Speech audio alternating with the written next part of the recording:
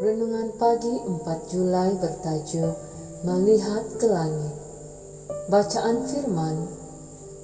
Sesudah ia mengatakan demikian, terangkatlah ia disaksikan oleh mereka, dan awan menutupnya dari pandangan mereka.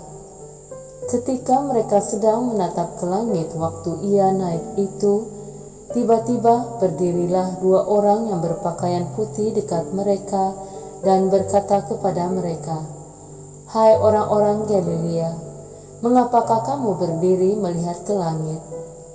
Yesus ini yang terangkat ke surga meninggalkan kamu, akan datang kembali dengan cara yang sama seperti kamu melihat dia naik ke surga."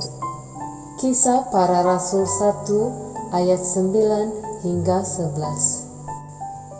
Pada pendapat saya, Kisah Para Rasul 1 ayat 9 hingga 11 merupakan teks yang paling baik untuk menunjukkan bagaimana Yesus akan kembali ke bumi dari surga. Pada asasnya, malaikat memberitahu kepada para murid yang sedang takjub bahwa Yesus yang sama yang diambil daripada mereka naik ke surga akan datang kembali dengan cara yang sama seperti kamu melihat dia naik ke surga.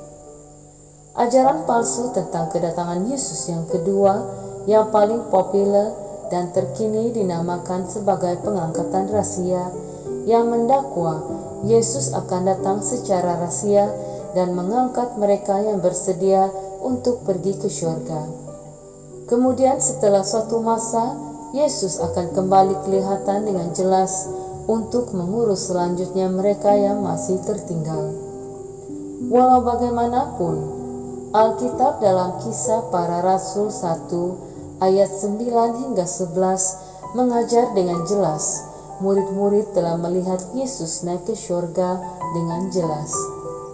Perhatikan semua frasa melihat disaksikan oleh mereka dari pandangan mereka, menatap, melihat, dan melihat dia. Sudah jelas bahwa tidak ada ruang sama sekali untuk kembali secara rahasia di sini jika Yesus pada mulanya tidak meninggalkan bumi secara rahasia. Saya sering melihat keluarga berkumpul bersama di lapangan terbang dan memandang pada kapal terbang yang berlepas naik ke langit.